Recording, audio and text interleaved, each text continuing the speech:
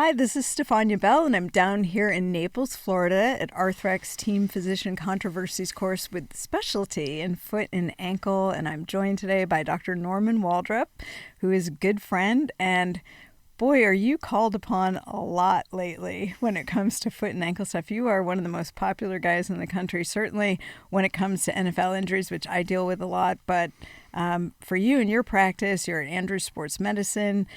You work with University of Alabama. You're team physician there and team physician for the New Orleans Saints. I know you see patients of all ages. How are you doing? Man, I'm great. You getting any sleep? It's slowed down a little bit now that the combine's over, but I consider that kind of the end of my football season and get a little break before we get going. But it's certainly a whirlwind, but I like what I do, so it's better. It's not all bad. I wanted to chat with you because you have a high volume and a wide range of patients that you treat.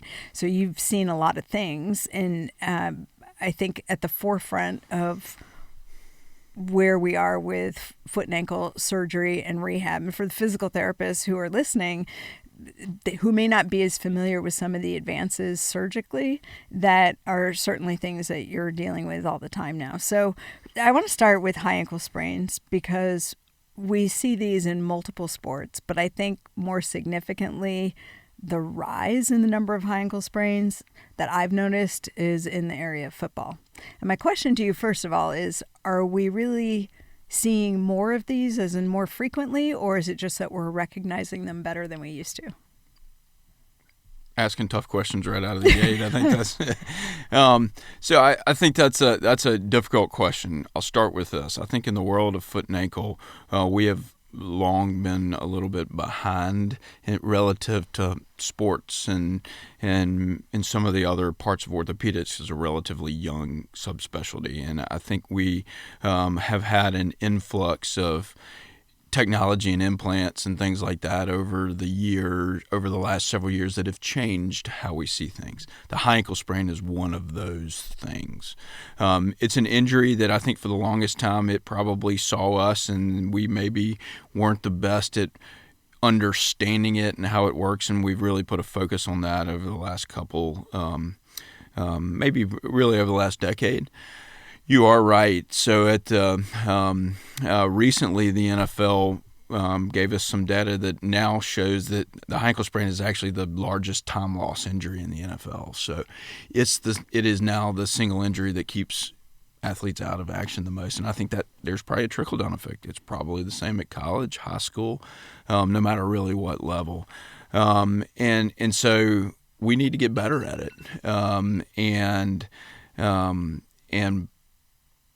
I would say, I think I know where you might be going next, but our treatment of it has become more aggressive, and I think that's actually been a positive thing. I think there are probably a lot of older athletes who had them that maybe have some struggles now that maybe if they had the same injury today, it might be a little different.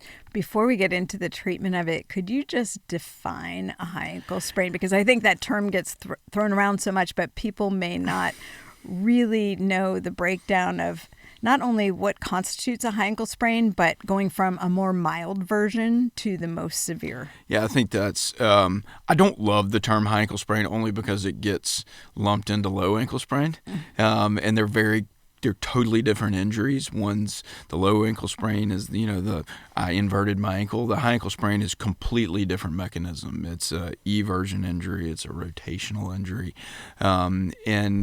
and it got named that because it's the syndesmotic ligaments. It's the ligaments that are above the ankle, but it's more than one ligament, right? It's the ones in the front, the AITFL. It's the interosseous membrane in the middle that goes all the way up the leg, and then it's the PITFL in the back. So it's really a complex.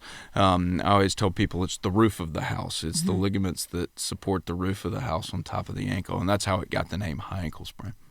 So if an athlete's foot gets everted relative to the lower leg, it's a torsional injury. The first disruption would likely be at the interosseous ligament level. Up front, the AITFL, the interosseous, it goes generally front to back is how it happens.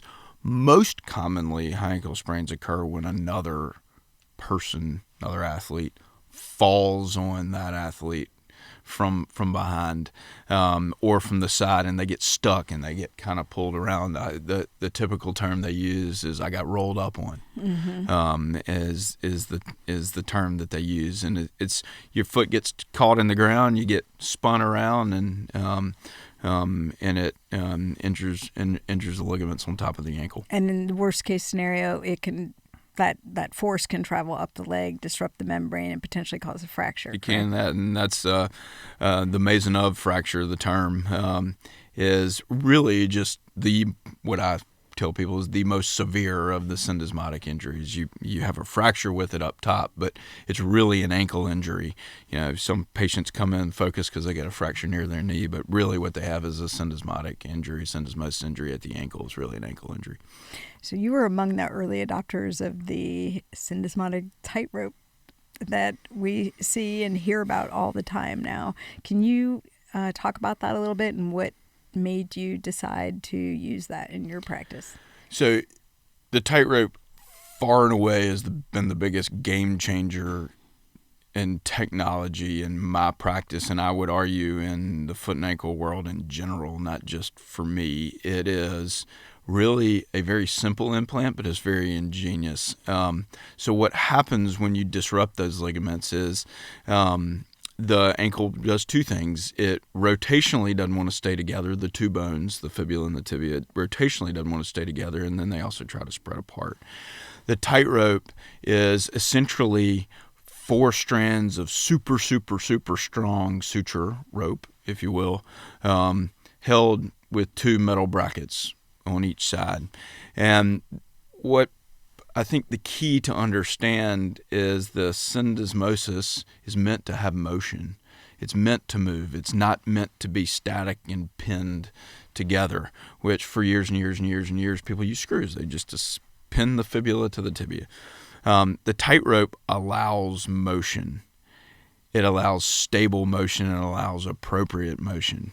And using it in this injury where we're able to hold the fibula and the tibia together, yet also allow the ankle to have normal physiologic motion, has been just changed the world for that injury, because it allows us to rehab them differently. We can rehab them better. We can get them going quicker. We get that normal motion. And once those things happen, and that's really, I tell people I have the easy job. The physical therapists and the athletic trainers are the ones that are really doing the work, because they all know that once the swelling goes away and the motion gets normal, they can walk normal. When they can walk normal, they can run normal. Things fall in line quicker. And that's because this implant allows that to happen. I think that is music to the ears of physical therapists who are always looking at joint biomechanics. And so if you're restoring normal mechanics, you're probably protecting the health of the joint for longer. Is that what you've seen as well? Every time I give a talk on this, I use exactly what you just said. I have a slide that says, ultimately in orthopedics, what do we want to do? We want to restore a healthy joint that's biomechanically stable, that has normal motion, and that's what we're doing. We want to restore anatomy back the way it is supposed to be to allow normal motion and normal biomechanics. And if we can do that, you can go faster. You can do things better. You can get your motion back and ultimately end up with a stable joint with a great outcome. I could talk for 2 hours on this, but that implant has changed the world from our standpoint and how to deal with these injuries. And long term, are you seeing differences in athlete joint health as a result?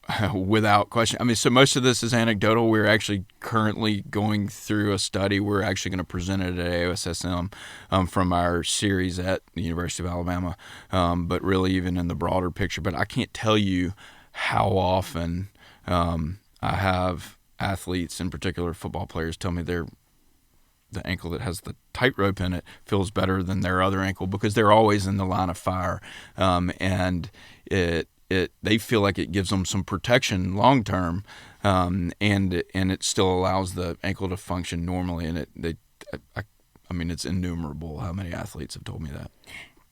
I've heard about a double tightrope versus the original tightrope. Can you explain the difference and when you choose to use the double tightrope? Yeah, so every time. Okay. So I've gone to where I pretty much, and not literally every time, but in true syndesmosis injuries, high ankle sprains, I use 2. I actually did the study that looked at 1 versus 2, and while not statistically significantly stronger and more stable, it is a little stronger and more stable. But when you start trying to diverge them a little bit, when you put 2 in and you try to diverge them, there is some stability there that's added. So, 2 is better than 1, right? So I do use right. I do use 2 almost every time in the high ankle sprain now. So it's not necessarily that there's a particular presentation that warrants it. No, it has evolved into we pretty much use it every time. Got it. One last question, completely different topic. Achilles injuries are on the rise, both recreationally, thanks to pickleball. My favorite sport. I tell people all the time, it's my favorite sport. And then they ask me how often I play it, and I say never. Never. But you get a lot of business coming through your door. But also we're seeing it, I think, more frequently to some degree, the NBA, the NFL. But what we're definitely seeing is that players are coming back. It is not the death sentence for athletes that it used to be. My question to you is that you do a procedure that we call a mini open. And could you explain that versus more traditional Achilles approach and what you see as the benefits? So I think you are right to start with. I think the injuries are on a rise. We had more in the NFL this year than we've had in the last decade. And later in the season, and certainly in the NBA, they've had some serious stars go down with it. And that's an issue. And hopefully we can figure that out. But they need to be fixed, and I don't want to go down the rabbit hole of whether they do or don't, because the answer is they need to be fixed for a lot of reasons. But we have changed how we fix them.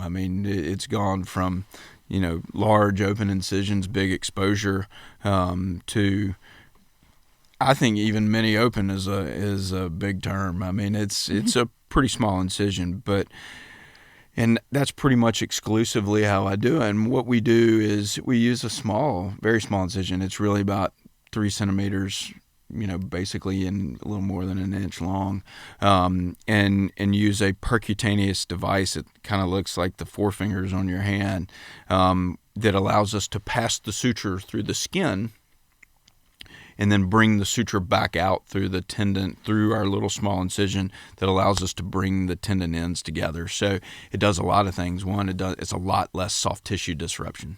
So by doing that, you're able to maintain the tube that the tendon lives in so it can heal better.